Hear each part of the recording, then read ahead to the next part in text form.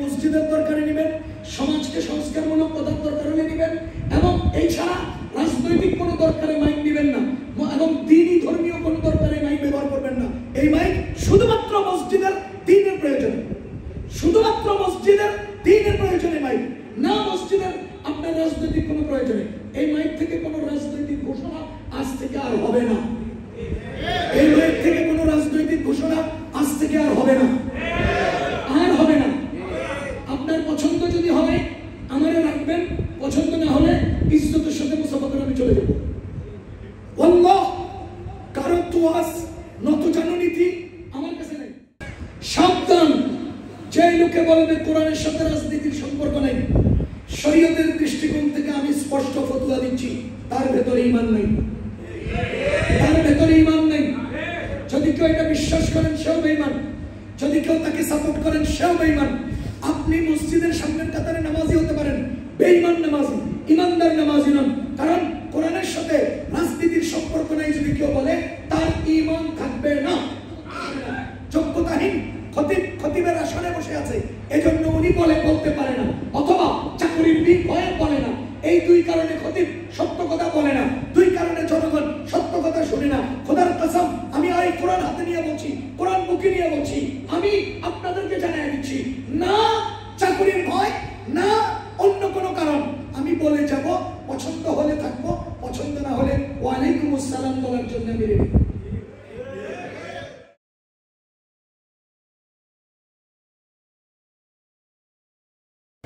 আলহামদুলিল্লাহ, আল্লাহ রাব্বুল আলামিনের অশেষ মেহেরবানি, যিনি আমাদেরকে জুমার নামাজ আদায়ের জন্য মসজিদে আসার, বসার, জুমা পূর্ববর্তী কিছু দ্বীনি কথা শোনার তৌফিক দিয়েছেন। শুকরিয়া আদায় করব আলহামদুলিল্লাহ। আমার গলার আওয়াজ থেকে আপনারা বুঝতে পারছেন, গত কয়েক জুমা থেকেই আমি ঠান্ডা জনিত অসুস্থতা বোধ করছি। এর মধ্যে আবার আজকে একটু বেশি অসুবিধা যাচ্ছে। সময়ের প্রয়োজনে কিছু কথা বলা আমার দায়িত্ব। আর এই মসজিদে যেদিন আমার নিয়োগ হয়, কথাবার্তা হয়, সেই দিন আমি মসজিদের কমিটির দায়িত্বশীল যারা উপস্থিত ছিলেন ওনাদের কাছে প্রস্তাব করেছি যে আমি জাতীয় বা আন্তর্জাতিক কোনো বিষয় যদি মুসল্লিগণকে সচেতন করার প্রয়োজন হয়, কোরআন হাদিসের আলোকে আমি স্বাধীনভাবে কথা বলতে পারবো কিনা। সভাপতি সাহেব ছিলেন, আব্দুল জব্বার সাহেব ছিলেন, আরো বেশ কয়েকজন ছিলেন। ওনারা আমাকে পূর্ণ অনুমতি দিয়েছেন এবং লিখিত অনুমতি দিয়েছেন। সুতরাং এই মসজিদে কথা বলা প্রথমত আল্লাহ রাসূলের পক্ষ থেকে দায়িত্ব, দ্বিতীয়ত এই মসজিদ পরিচালনা কমিটির দায়িত্বশীলগণের পক্ষ থেকে অনুমতি প্রাপ্ত। এজন্য আমি সময়ের প্রয়োজনে কথা নির্বিঘ্নে নির্দ্বিধায় বলে যাব। কারো যদি আপত্তি থাকে, মৌখিক নয় লিখিত প্রস্তাবনা পেশ করবেন। আপনার লিখিত সেই প্রস্তাবনাকে মাথার উপরে রেখে মূল্যায়ন করা হবে। মৌখিকভাবে পেছনে, আড়ালে, দোকানে, রাস্তায় কোনো ধরনের দল পাকাপাকি, কোনো ধরনের কথা বাড়াবাড়ি করবেন না। লিখিত প্রয়োজনে পাঠাবেন। মসজিদ দায়িত্বশীলগণ আছেন, আমি আছি। যৌক্তিক সমস্ত প্রস্তাবনা মাথার উপরে নিয়ে মূল্যায়ন করা হবে। দলাদলি পাঠাবেন না। এরপরে আমরা কথা বলবো। গত 15 বছর আওয়ামী লীগ জিকির করতে করতে এদিক দিয়ে ফানা বেরিয়ে গেছে। এখনো বিএনপি ক্ষমতায় আসলো না, অন্তর্বর্তীকালীন সরকার, সংস্কারমূলক সরকার। এখন বিএনপি করতে করতে আমাকে মুখে ফানা ধরে গেছে। কিরি ভাই তফাৎটা কোথায় রইল? শুধু নাম পরিবর্তন করলেন, ঘটনাটা কি? প্রতিদিন বিভিন্ন জায়গায় ওয়াজ করতে চাই, পোস্টারের উপরে নিচে সাইডে ডানে বামে শুধু বিএনপি বিএনপি বিএনপি। আজকের এই দিনের মুহূর্ত পর্যন্ত, আজকের এই মুহূর্ত পর্যন্ত বাংলাদেশে আমি কয়েকটা জায়গায় মাহফিলে গেছি। রূপগঞ্জে এক জায়গায় বয়ান করতে গেলাম, আমার চলমান বক্তব্যের মাঝখানে একজন নেতা আসতেই পারেন। আপনি নেতা কি নেতা না এটা তো গায়ে লেখা নেই। আপনি একজন ব্যক্তি, মূল্যায়ী গুরুত্বপূর্ণ ব্যক্তি, সমাজের কোনো একজন দায়িত্বশীল হতে পারেন। উনি আসলেন আমার চলমান বক্তব্যে, আরেকজন মাইক নিয়ে এভাবে ফাল দিয়ে উঠতে কয় আমাদের অমুক সাহেব আসছে। ইনসাফের বিচারটা করেন, আমাদের অমুক সাহেবের গুরুত্ব বেশি না আমার বয়ানের গুরুত্ব বেশি? কেন আপনি এইভাবে আওয়াজ দিয়ে চিৎকার দিয়ে আমার বয়ানে ডিস্টার্ব করলেন? ওই যে আপনাদের দলীয় নেতা বিএনপির নেতা একজন আসছে, ফাল দিয়ে উঠতে স্লোগান দেওয়া শুরু করছে। আমি বয়ান শেষ করে চলে আসছি। 1 নম্বর ঘটনা। 2 নম্বর, ময়মনসিংহ এক জায়গায় আমার বাসায় বসিয়ে রেখে আধা ঘন্টা ওনাদের নেতারা বক্তব্য দিচ্ছে। আমি বলি আমার যেতে দেন, না উনি শেষ করা ছাড়া যায় লাভ নেই, রইল। ওনারা বিএনপির নেতা। 3 নম্বর, গাজীপুর গত 1 সপ্তাহ আগে আমাকে স্টেজে বসিয়ে রেখে অন্তত 20 মিনিটের উপরে ওনারা লাইন ধরে দাঁড়িয়ে বক্তব্য দিচ্ছে। আমি যখন আলোচনা উঠাইলাম যে আগেকার ক্ষমতাশীলরা যা করতো এখন আপনারা তাই তো করতেছেন, এগুলো নিয়ে কথা শুরু করছে। ইউটিউবে আছে আমার এই আলোচনাটা। হ্যাঁ, আমরা এসে খোঁচা দিয়ে বক্তব্য শেষ করেন 10 মিনিট 23 সেকেন্ডের মধ্যে আমার থেকে মাইক নিয়ে কি হলো, কি হচ্ছে, কেন? গত 15 বছর যে শৈব সিস্টেম দেখলাম, এখনো কেন সেটা হবে? কেন হবে? আল্লাহর ওয়াস্তে সহনশীল হন, আল্লাহর ওয়াস্তে সহনশীল হন। আমি বারবার বলি, ক্ষমতা প্রদর্শন না করাই সবচেয়ে বড় ক্ষমতা।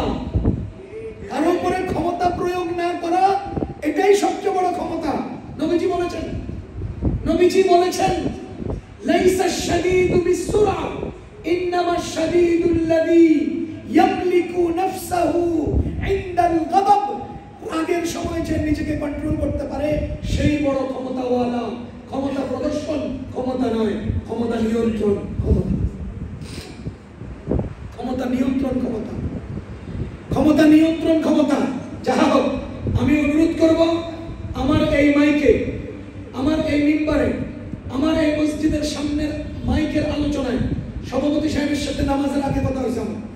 ওনাকে আমি বলেছি মসজিদের উন্নয়নমূলক সমাজের প্রয়োজন, এর বাহিরে ধর্মীয় কোনো প্রয়োজনে আপনারা মাইক নেবেন না। আপনাদের মাইক প্রয়োজন, মাইক মসজিদের দরকারে নেবেন, সমাজকে সংস্কারমূলক কথার দরকার হলে নেবেন, এবং এই ছাড়া রাজনৈতিক কোনো দরকারে মাইক নেবেন না, এবং দ্বীনি ধর্মীয় কোনো দরকারে মাইক ব্যবহার করবেন না। এই মাইক শুধুমাত্র মসজিদের দ্বীনের প্রয়োজনে, শুধুমাত্র মসজিদের দ্বীনের প্রয়োজনে মাইক, না মসজিদের আপনার রাজনৈতিক কোনো প্রয়োজনে। এই মাইক থেকে কোনো রাজনৈতিক ঘোষণা আজ থেকে আর হবে না। এই মাইক থেকে কোনো রাজনৈতিক ঘোষণা আজ থেকে আর হবে না, আর হবে না। আপনার পছন্দ যদি হয় আমারে রাখবেন, পছন্দ না হলে ইজ্জতের সাথে মুসাফা করে আমি চলে যাব। আল্লাহ কারো তোয়াজ নত জাননীতি আমার কাছে নেই। গত 15 বছর আওয়ামী লীগ আপনাদেরকে কষ্ট দিছে, আপনারা আঙ্গুলে দিকে দিকে সালাম দিয়ে সুন্দর করে কথা বলছেন। এখন আওয়ামী লীগ নেই দিকে আপনারা আঙ্গুলে আচরণ খারাপ করেন, ঘটনা কি? ঘটনাটা কি? আল্লাহর রাস্তায় ক্ষমা চাচ্ছি। আরেকটা বিষয়, কোন মুসল্লি নির্দেশমূলক কোন আচরণ অন্তত আমার সাথে করবেন না। ইমাম সাহেব, তারপরে মুয়াজ্জিন সাহেব, খাদেম সাহেব, ওনাদের সাথেও করবেন না। কারণ আমি যেখানে দাঁড়ায় নামাজ পড়াই, আমার অনুপস্থিতিতে ইমাম পড়ান, ইমামের অনুপস্থিতিতে না মুয়াজ্জিন সাহেব পড়ান, সানি ইমাম সাহেব পড়ান, ওনার অনুপস্থিতিতে মুয়াজ্জিন সাহেব পড়ান, ওনার অনুপস্থিতিতে খাদেম সাহেব পড়ান। সুতরাং প্রত্যেকে স্কেল বাই স্কেল ইমাম। কোনো নির্দেশমূলক আচরণ করবেন না, প্রস্তাবনামূলক পরামর্শমূলক কথা বলবেন। গত সপ্তাহ আগের সপ্তাহ মনে হয় একজন আমার কাছে গেছেন, ওই যে এটা সাদিয়ানি ইস্তেমার মাঠে যেদিন আক্রমণ হলো, সেই দিন আমি পত্রিকা দেখাই আপনাদেরকে বলছিলাম, আলোচনা করছিলাম, আমি রুমে বসা, একজন গেছেন, আমি চিনি না ওনাকে, সেই আমারে বলতেছে হুজুর ইস্তেমার ময়দানে যে অসুবিধা হয়েছে এই ব্যাপারে কিছু বলবেন না। আমি রীতিমতো খেপে গেছি, কেন আপনি আমার জ্ঞান দিতে শুনবেন, কি বিষয় বলবো কি বিষয় বলবো না এটা আমি সিদ্ধান্ত নিয়ে আসছি, আমার আপনি জ্ঞান দেওয়া লাগবে না। দ্বিতীয় নম্বর প্রস্তাব করছে মসজিদ কেন্দ্রিক কিছু কথা বলার জন্য, তো আমি বললাম এটা তো কমিটির লোকেরা বলবো, আমি কেন বলবো, পরে আমি কমিটির অমুক, আপনি কমিটির অমুক, আজকে 1 বছর আমি আপনাকে চিনলাম না, 1 বছর ওনাকে আমি চিনি না, উনি যে কমিটির দায়িত্বশীল, কিন্তু আমি কেন চিনি না, কেন চিনি না আমি কেন চিনি না? সুতরাং আপনি আমার সাথে সৌজন্যমূলক দেখা করবেন, কথা বলবেন, আলোচনা করবেন, আপনাকে আমি চিনব, আমাকে আপনি চিনবেন, দুইজনে পরস্পরে মহব্বতের আচরণ হবে, আলোচনা হবে। সুতরাং কোনো মুসল্লি কখনো আমাদেরকে এটা বলবেন না, এটা করবেন না, এটা যেন না হয়। এই যে ছাত্ররা আমার কথা শুনেন, কেউ কথা বলেন না, কথা এখন আমি বলবো, আমার বলার দায়িত্ব, কেউ বলবেন না, কথা বলবেন না। এই যে বৈষম্য বিরোধী ছাত্র নামে আমাদের মসজিদ কেন্দ্রিক একটা গন্ডগোল এনে করলো না, এই যে ঘরটা করা নিয়ে, সামনে বিল্ডিং করা নিয়ে একটা গ্রুপ আসছে আমার কাছে, আইসা আমার বলে হুজুর এখানে মসজিদে একটা বিল্ডিং করতে যায়, মসজিদের কাজ না, এই না সেই না, আপনি এটা একটু অ্যানাউন্স করে দিবেন। ওরা হয়তো আমার সামনে উপস্থিত আছে, ইমাম সাহেব ছিলেন, আমি ওদেরকে জিজ্ঞেস করলাম আমি এইসব বিষয়ে অ্যানাউন্স করবো, আমি কেন অ্যানাউন্স করবো? এরপরে আমি ওদেরকে জিজ্ঞেস করছি তোমরা কি মনে করো আমি আন্দোলনকারী না বিচারক? আমাকে তোমরা আন্দোলনকারী মনে করো না বিচারক? অবিচারক। আমি তাহলে তোমরা তোমাদের কাজ করবা, কমিটির সাথে তোমরা দায়িত্ব বুঝে নিবা, যদি কমিটি তোমাদেরকে বুঝাই দিতে পারে আমার এখানে মাঝখানে ঢোকার কোনো দরকার নেই, আর যদি এটার সমাধান না হয় আমার এই বিচারক হিসেবে ডাকলে আমি তখন সমাধান করবো, তোমার হয়ে আমি মাইকে লঞ্চ করবো কোন কারণে, কি কারণে আমি এখানে কথা বলবো? এই জায়গায় দাঁড়ায় একজন আসছে হুজুর কমিটির সাথে আমাদের কিছু কথা আছে, আমি স্পষ্ট বলেছি আমি কমিটির কেউ না, তোমরা কমিটি খুঁজে নাও। সুতরাং সিস্টেম মতো আসবেন, আমরা আপনার সাথে সুন্দর, সিস্টেমের বাইরে যাবেন তো আমরা এখানে বসে বলবো, কারণ মাইক আপনার কাছে নাই, মাইক আমার কাছে। আল্লাহর ওয়াস্তে দলীয় কোনো প্রভাব আমাদের উপরে বিস্তার করার চেষ্টা করবেন না, ব্যক্তিগত কোনো ক্ষমতা আমাদের উপর বিস্তার করতে চেষ্টা করবেন না, এবং নির্দেশমূলক কোনো কথা আমাদেরকে বলবেন না, পরামর্শমূলক এবং সন্তোষজনক লিখিত প্রস্তাবনা পেশ করবেন। আল্লাহ আমাদেরকে সহিহ বুঝুন। এখনকার কথা, আজকের কথা, আমাদের একজন রাজনৈতিক নেতা তিনি বলেন রাজনীতির সাথে কোরআনের কোনো সম্পর্ক নেই। সবাই বলেন নাউজুবিল্লাহ। আচ্ছা, রাজনীতির সাথে কোরআনের কোনো সম্পর্ক নাই। সম্পর্কটা আগে বুঝতে হবে কোরআন, পরে বুঝতে হবে রাজনীতি। কি বলেন? আগে বুঝতে হবে কোরআন, পরে বুঝতে হবে রাজনীতি, এরপরে আপনাকে বুঝতে হবে যে কার সাথে তার সম্পর্ক আছে। আমার মনে আছে 2011 সাল সম্ভবত কচুক্ষেত পুরান বাজার, কচুক্ষেতে যে পুরান বাজার মসজিদে আমি ইমাম ছিলাম, ওখানে এক আল্লাহর বান্দা আসছে আমার কাছে যে হুজুর আমরা লাভবাহিক মাল্টি পারপাস কোঅপারেটিভ সোসাইটি নামে একটা ইন্স্যুরেন্স কোম্পানি চালু করছে, নাম রাখছে লাভবাহিক, আবার ওটা ইন্স্যুরেন্স। তো সে আমাকে বলতেছে যে আমি শরীয়ত সম্মতভাবে পরিচালনা করি, ঠিক আছে না? তা আমি ঠিক আছে না ঠিক আছে, এটা আমার জিজ্ঞেস করার কি দরকার? কয় না, আপনাকেও যদি একটু সাপোর্ট পাই আমাদের কাজটা একটু বেগবান হবে, সুন্দর হবে। তা আমি বললাম আমি সাপোর্ট দিতে হলে আমাকে ঠিক আছে কিনা যাচাই করতে হবে। তো আমার যাচাই করার পয়েন্ট হলো দুইটা। এক নাম্বার, শরীয়ত সম্মত পরিচালিত ইন্স্যুরেন্স, আমাকে জানতে হবে আপনি শরীয়তের কি বুঝলেন। দ্বিতীয়ত জানতে হবে আপনার ইন্স্যুরেন্স কোম্পানি কোন কোন নীতিতে চলে। তাহলে হতে পারে আপনি শরীয়তের ঠিকমতো বুঝেন নেই, আপনি নিজের মতো করে শরীয়তকে বানায় নিয়েছেন, এরপরে আপনার দাবি অনুপাতে আপনাদের অপারেটিভ সোসাইটির মতো করে আপনি শরীয়তটাকে ব্যবহার করছেন, হয়তো এটা হতে পারে। তাহলে আপনি শরীয়ত ঠিকমতো বুঝলেন কিনা আমি এটা আগে যাচাই করব, এরপরে ওই শরীয়ত আপনাদের সোসাইটির সাথে মিলছে কিনা সেটা পরে যাচাই করব। প্রথমে আমাকে আপনি শরীয়ত ঠিকমতো বুঝলেন কিনা এটা দেখতে হবে, দ্বিতীয়ত আমাকে আপনার ইন্স্যুরেন্সের সাথে শরীয়ত মিলছে কিনা এটা দেখতে হবে, এরপরে কিনা, আমি সাপোর্ট করবো কিনা। এরপরে যে বেটা গেছে আর কি, ওই ভাই যে গেছে আর আসেন নাই। এখন আমার জানার বিষয় হলো, ভাই আপনি যে বললেন কোরআনের সাথে রাজনীতির সম্পর্ক নেই, কোরআনরা আপনি কি বুঝছেন আগে এটা কোন? কোরআনের কোন আয়াতটা আপনি বুঝতে পেরেছেন? যদি আপনি কোরআন না বুঝেন তাহলে রাজনীতির সাথে মিলানোর যোগ্যতা আপনি পাইলেন কই? আপনি তো গণ্ড, মূর্খ, অথর্ব এবং নিম্নমানের অশিক্ষিত। আপনি কোরআন বুঝেন নাই তো আপনি রাজনীতির সাথে মিলাবেন কি? এরপরে দ্বিতীয় নম্বর হলো, আপনি রাজনীতির কি বুঝছেন? রাজনীতির কি বুঝছেন? রাজনীতি কারে কয়? আজকের রাজনীতি ধোঁকাবাজিকে বলে। বলেন, আজকের রাজনীতি ধোঁকাবাজিকে বলে। কোরআনের রাজনীতি ইনসাফ প্রতিষ্ঠাকে বলে।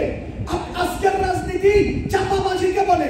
কোরআনের রাজনীতি সত্যবাদিতাকে বলে। আজকের রাজনীতি অহংকারকে বলে। কোরআনের রাজনীতি বিনয়কে বলে। আপনি রাজনীতির কি বুঝছেন? আপনি গত 15 বছরের জালিম ওবাইদুল কাদেররে আড়াই করে দেশ থেকে বাইর করে দিয়েছেন। আপনি আবার রাজনীতি কি বুঝেন? আপনি তো ওরে বাটপার, আপনি তো ওরে বাটপার, আপনি রাজনীতির কি বুঝেন?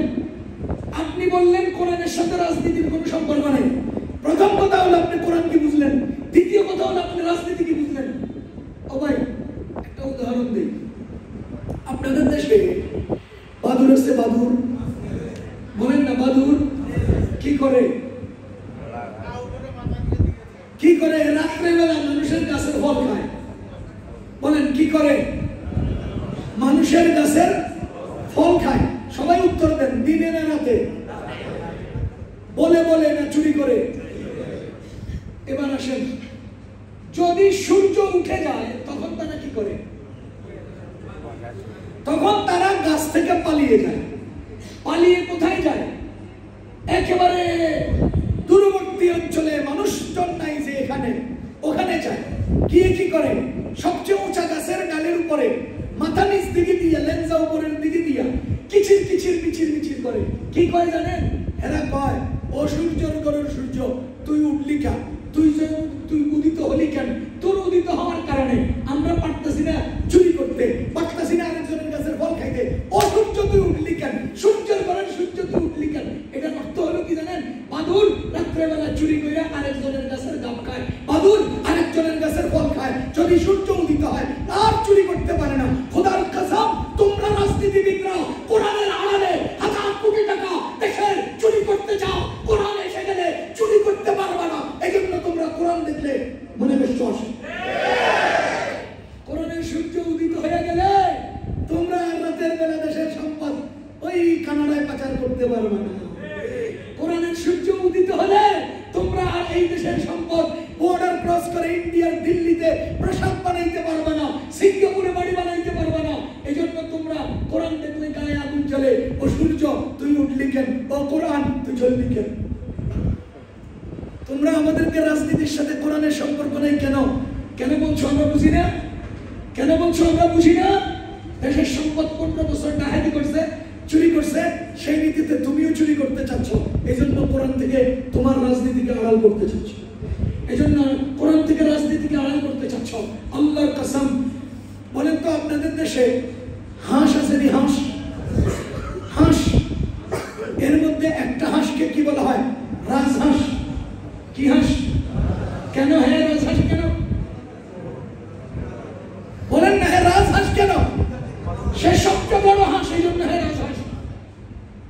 দেখুন, আপনাদের এই বিল্ডিং গুলো কাজ করে যারা, এদেরকে কি মিস্ত্রি বলে? কেন হ্যাঁ রাজমিস্ত্রি কেন? হ্যাঁ বড় কাজ করে, এই জন্য হ্যাঁ নাম রাজমিস্ত্রি। দেখুন তো, ঠিক তেমনি ভাবে কোরআনের নীতির উপরে আর কোনো নীতি হতে পারে না।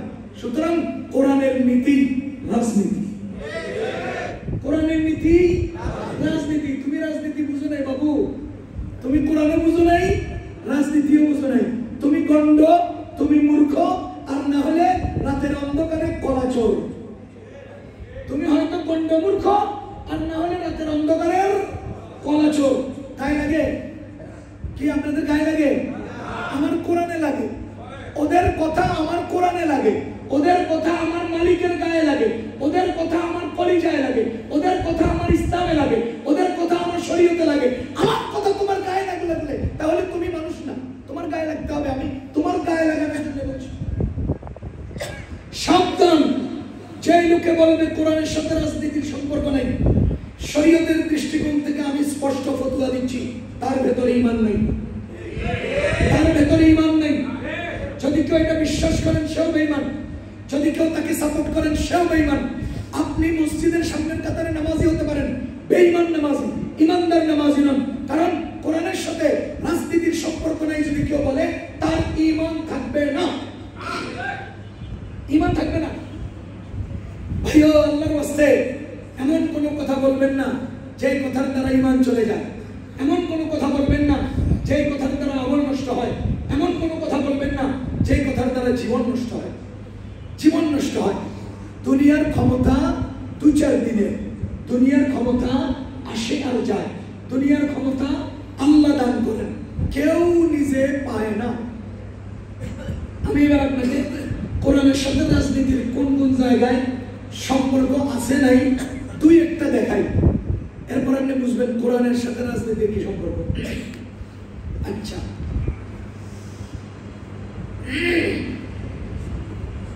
আল্লাহ তাআলা বলেন, ওয়াইদ ক্বালা রাব্বুকা লিল মালাইকাতি ইন্নী জাইলুন ফিল আরদ, আমি মানুষ বানাবো জমিনে।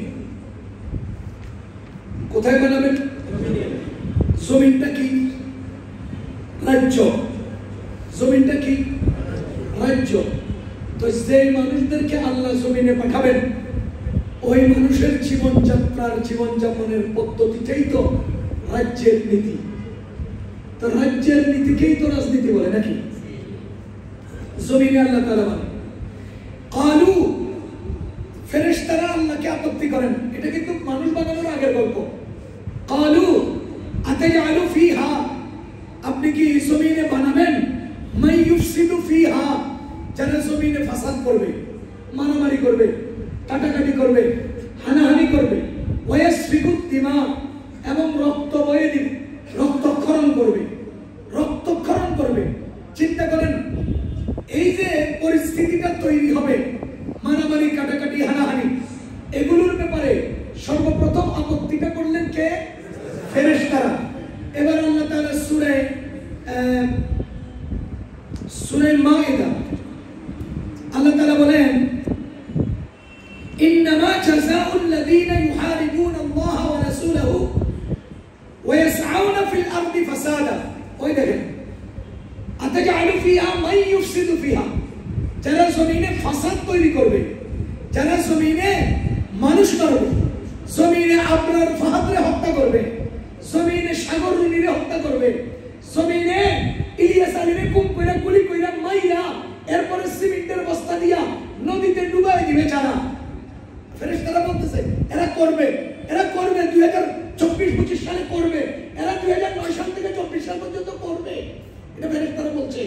এবার আল্লাহ তাআলা বলতেছেন, ওয়া ইয়াসআউনা ফিল আরদি ফাসাদা, যারা জমিনে আবরাররে মারবে, ওয়া ইয়াসআউনা ফিল আরদি ফাসাদা, যারা ইলিয়াস আলীকে গুম করবে, ওয়া ইয়াসআউনা ফিল আরদি ফাসাদা, যারা আয়না করে মানুষকে খুন ঠাসা করবে, ওয়া ইয়াসআউনা ফিল আরদি ফাসাদা, যারা সাদা কাপড় পরিধান করে হঠাৎ করে গাড়িতে তুলে মানুষকে গুম করে এক অজানা জগতে নিয়ে যাবে, ওয়া ইয়াসআউনা ফিল আরদি ফাসাদা, যারা ওই 14 আগস্টের আগের দিন থেকে জুলাই মাসে মানুষকে পরিকল্পিতভাবে গুলি করে হত্যা করবে, ওয়া ইয়াসআউনা ফিল আরদি ফাসাদা, যারা আইনের মারপ্যাঁচে মানুষকে ফাঁসি দিয়ে হত্যা করবে, তাদের কি পরিণতি জানো? আইয়ুকাত্তালু, তাদেরকে কতল করো। এটা কোন দেশের, কোন জগতের নীতি? আরে কয় না, কোন জগতের নীতি? দুনিয়ার নীতি না, না আসমানের, না জঙ্গলের, না সমুদ্রের। ওয়াসাউনা ফিল আরদি, ফিল আরদি, জমিনে যারা ফাসাদ তৈরি করার চেষ্টা করবে, মারামারি করবে, কাটাকাটি করবে, হানাহানি করবে, অত্যাচার করবে, জুলুম করবে, অন্যের জায়গা দখল করবে, ফিল আরদি ফাসাদা, কি করবা? এদেরকে শাস্তি কি? এটা রাজনীতি, এটা দেশ নীতি, এটা দেশের প্রশাসনিক নীতি, এটা দেশ নিয়ন্ত্রণের এবং ফাসাদ বন্ধ করার অন্যতম নীতি। এর বাইরে আর কোন রাজনীতি হতেই পারে না। কি বুঝেন আপনি রাজনীতি?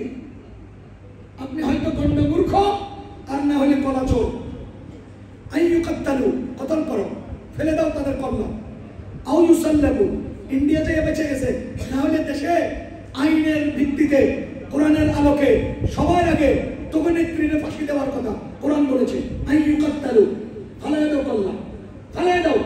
আও ইউসাল্লাবু, অথবা ফাঁসিতে লটকাও। আও ইউসাল্লাবু, ফাঁসিতে লটকাও। আও তুকাত্তা আইদিহিম ওয়া আরজুলুহুম মিন খিলাফিন, অথবা ডান হাত বাম পাও কাইটা ছেড়ে দাও। বাম হাত ডান পাও কেটে ছেড়ে দাও, বাম হাত ডান পাও কেটে ছেড়ে দাও। আর কি আও ইউনফাউ মিনাল আরদ, অথবা যাবজ্জীবন কারাদণ্ড দিয়ে দাও। আচ্ছা, যাবজ্জীবন কারাদণ্ড এটা কোনো রাজ্যের নীতি না, কথা বলেন, এটা কোনো রাজ্যের নীতি না, বুঝেন না আপনারা?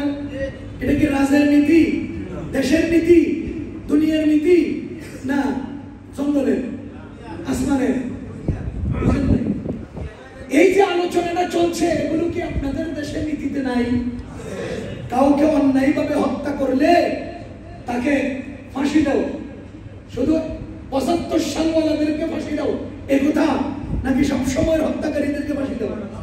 তো আপনি তো প্রয়োগ খালি আপনার আব্বার উপর দিয়ে চালান, আপনি তো শুধু আপনার আব্বার উপর দিয়ে চালান। কোরআনেরটা আপনি নেন না কেন? কোরআনেরটা নেন না কেন? সাবধান, আল্লাহর ওয়াস্তে নিজের মূর্খতা জাতির সামনে স্পষ্ট করবেন না। এই ১ নম্বর আয়াত, ইন্নামা জাযাউল লাযীনা ইউহারিবুনা আল্লাহ ওয়া রাসূলাহু ওয়া ইয়াসআউনা ফিল আরদি ফাসাদা, যারা জমিনে ফাসাদ তৈরি করবে, যারা জমিনে মারামারি করবে, আইয়ুকাত্তালু, কতল করো, হত্যা করো, কল্লা উড়িয়ে দাও, আও ইউসাল্লাবু। কথা শুনেন, এখানে একটা প্রাসঙ্গিক কথা বাধ্যতামূলক না বললে নয়। বাংলাদেশে আর্মি আছে কিনা? কি কাজে লাগে? বহিরাগত কোন রাষ্ট্র দেশ দখলে আসলে তাদেরকে দমন করে দেশ বাঁচানোর কাজে লাগে। কথা বলেন, আর্মিদের যুদ্ধ নীতি আছে না নাই? এই নীতি, আমি তো আর্মি না, আমি কি জানি? আপনি জানেন?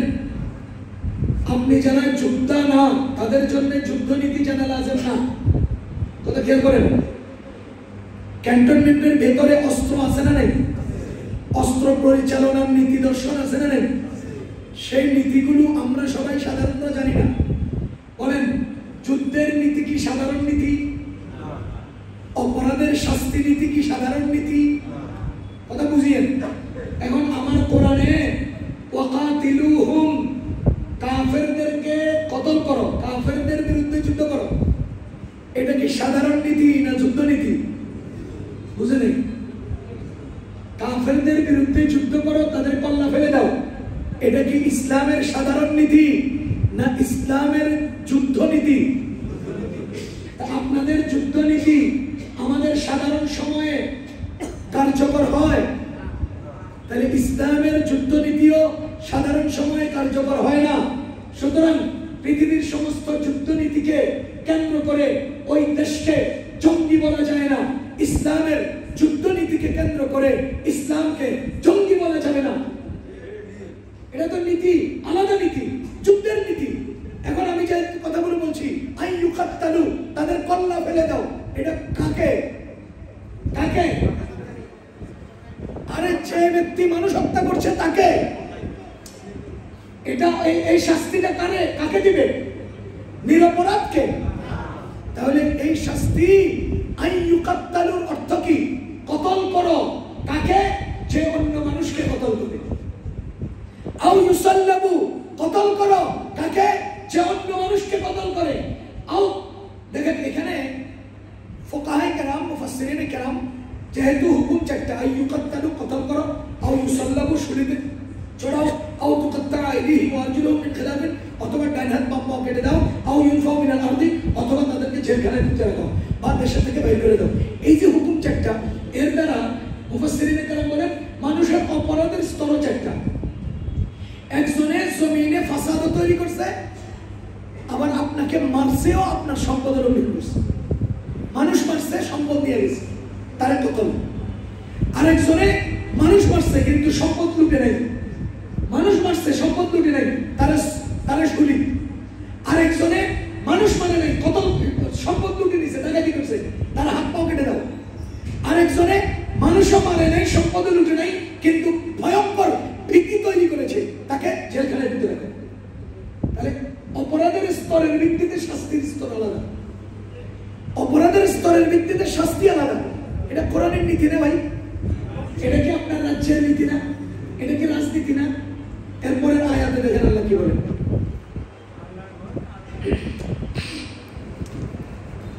আল্লাহ তাআলা বলেন ওয়াকাতাবনা আলাইহিম ফিহা আন্নান নাফসা বিন-নাফসি, কেউ যদি কোনো মানুষ হত্যা করে তবে সেই মানুষের পরিবর্তে মানুষকে হত্যা করা হবে।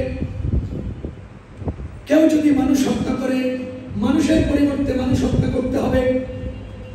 আল্লাহ তাআলা সূরা বাকারা বলেন ইয়া আইয়ুহাল্লাযীনা আমানু কুতিবা আলাইকুমুল কিসাসু ফিল কাতলা, কোন মানুষ যদি কাউকে অন্যায়ভাবে হত্যা করে তবে তাকেও তুমি হত্যা করো। কিসাস, কিসাস। আপনারা দলীয় পরিচয় দিয়া হাজার হাজার মানুষকে হত্যা করেন, এক দরজা দিয়ে ধরে আনে, পিছনের দরজা দিয়ে ছেড়ে দেয়। আপনি আরেক মানুষকে হত্যা করে মুক্তি পাওয়ার আশায় কোরআনের নীতিকে পছন্দ করেন না, কারণ কোরআনের নীতি বাস্তবায়িত হলে আপনার পোলায় মানুষ হত্যা করে বাঁচতে পারবে না। এজন্য আপনি কি করছেন? কোরআনের সাথে ইসলামের সম্পর্ক নাই, একথা বলবি। রাজনীতির সম্পর্ক নাই, কোরআনের সাথে রাজনীতির সম্পর্ক নাই। কেন বলছেন? এজন্য যে আপনার পোলায় মানুষ হত্যা করছে, হ্যাঁ শাস্তি দিতে হলে কোরআনের শাস্তি দিতে হবে। হ্যাঁ যদি হুকুম কার্যকর করতে হয় তো কতল করতে হবে। আপনি তো চুকরাঙ্গারি টেলিফোন বা টাকার বান্ডিল দিয়ে ছেলেকে বাঁচাইতে চান, কোরআন তো আপনার ছেলেকে বাঁচানোর কোনো রাস্তা নেই।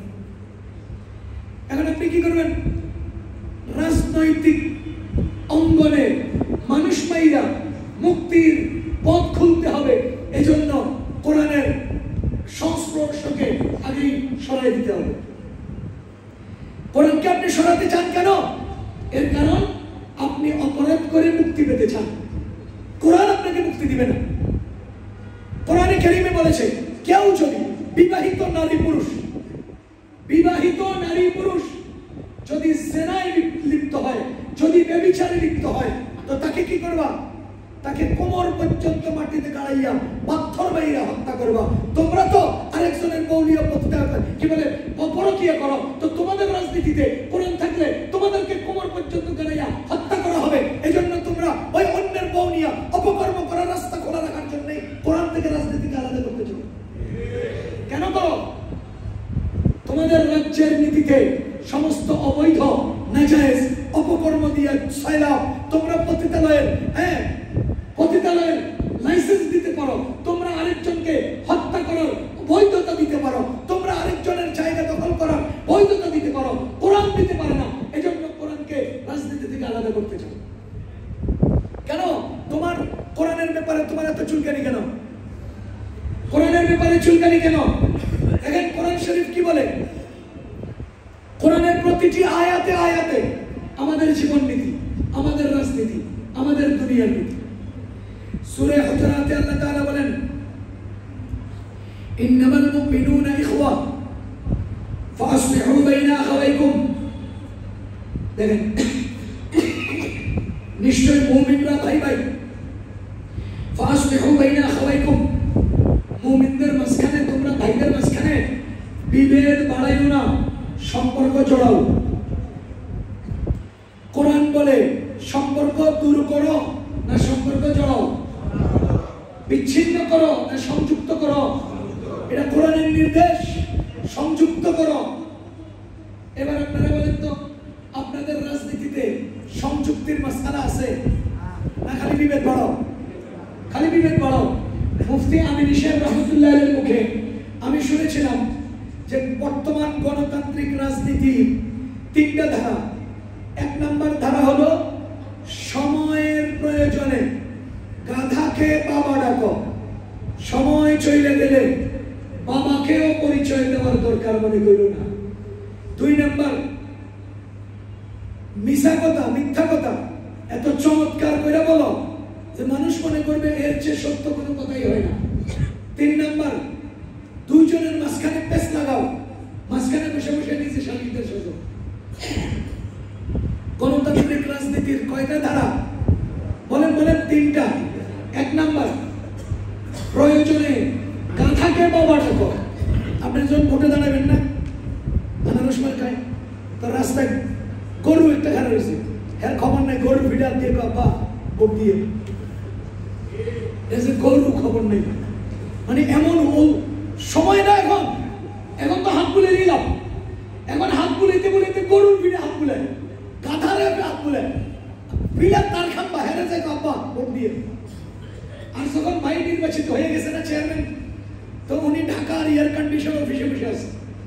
এমন টাইমে ওনার জীর্ণ শীর্ণ বাবা, চেহারা ফ্যাকাশে, হাতের চামড়া বইতে গেছে, কাপড়গুলো একটু ভাঁজ পড়ে গেছে, বেটা ঘরে ঢুকছে অফিসে। পরে চেয়ারম্যান সাহেব চেয়ার থেকে আর দাঁড়ায় না, আরেকটারে কয় এই ওনারে ভিতরে বসতে দে। তো সাথে সঙ্গীরা জিগায় স্যার কে উনি কে উনি কে, কয় আমগো এলাকার, সময় শেষ তো আব্বারে ওনার আব্বা কয় না, বুঝেন নাই? এখন সময় শেষ না, আব্বারে আর আব্বা কয় না, সময়ের আগে গাধারে আব্বা কইছে, ঠিক নেই? 2 নাম্বার, মিথ্যা কথা এত চমৎকার করে বলো, মিথ্যা কথা এত চমৎকার করে বলো যে এর চেয়ে কোনো সত্য কথা হয় না।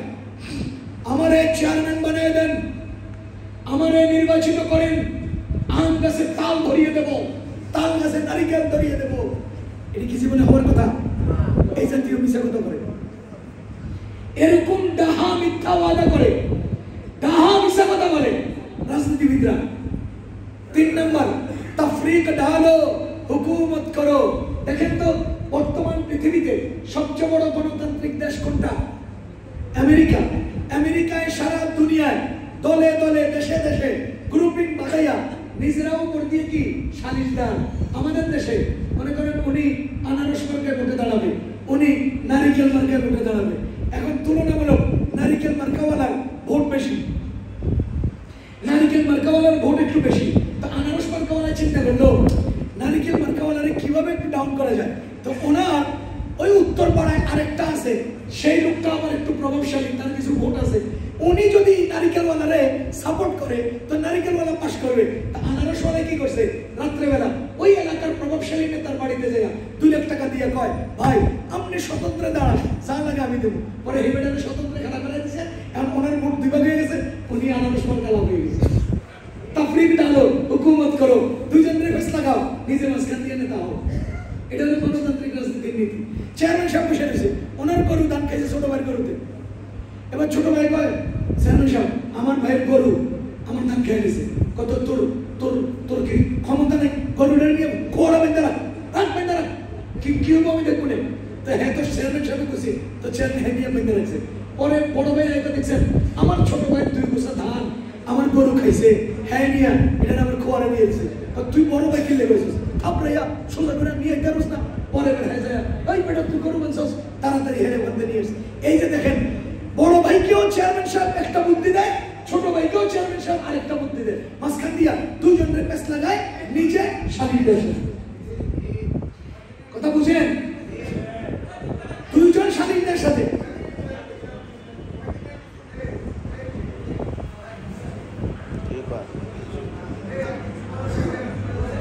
আপনারা একজনের কথা বলবেন না।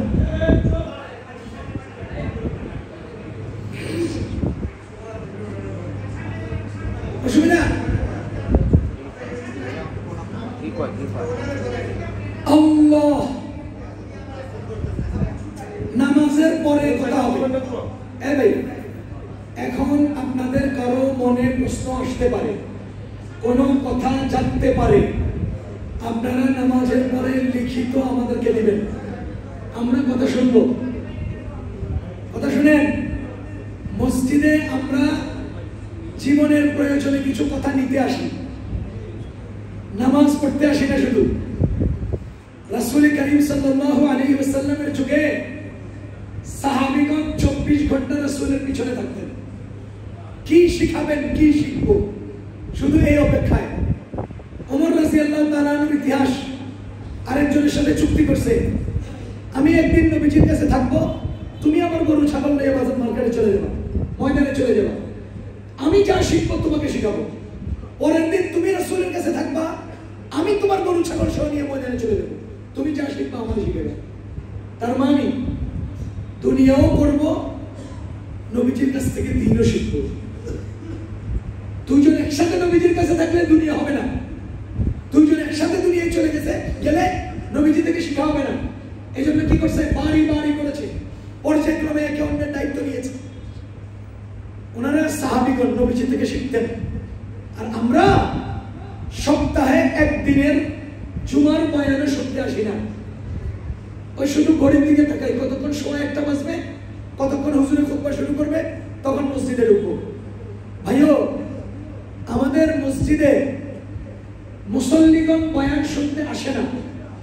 দুই কারণে আসে না। এক নাম্বার কারণ, মুসল্লিদের মধ্যে দ্বীন শিখার আগ্রহ নেই। দুই নাম্বার কারণ, খতিব সাহেব জরুরি কোনো কথা বলে না, এই জন্য আসে না। এক নাম্বার কারণ, মুসল্লিগণের মধ্যে দ্বীন শিখার স্পৃহা নাই, আগ্রহ নাই। হইলে হইল, চললে চলল। দুই নাম্বার কারণ, খতিবগণ উপযুক্ত জরুরি বিষয়ভিত্তিক ওয়াজ করে না, এই জন্য মুসল্লি কিছু পায় না, দেখে আসে না।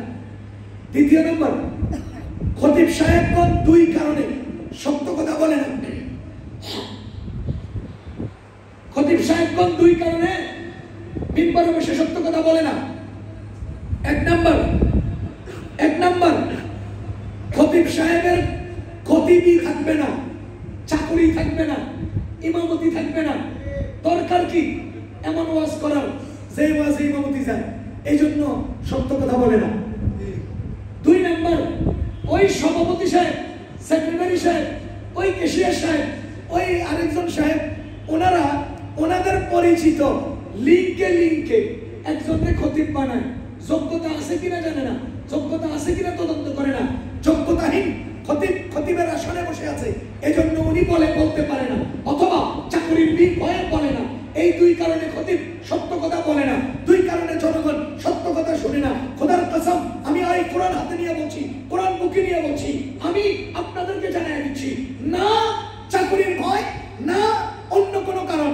আমি বলে যাব, পছন্দ হলে থাকবো, পছন্দ না হলে ওয়ালাইকুম আসসালাম বলার জন্য আমি রেডি। সুন্নত পড়ে নিব, যারা সুন্নত পড়েনি সুন্নত পড়ে নিব।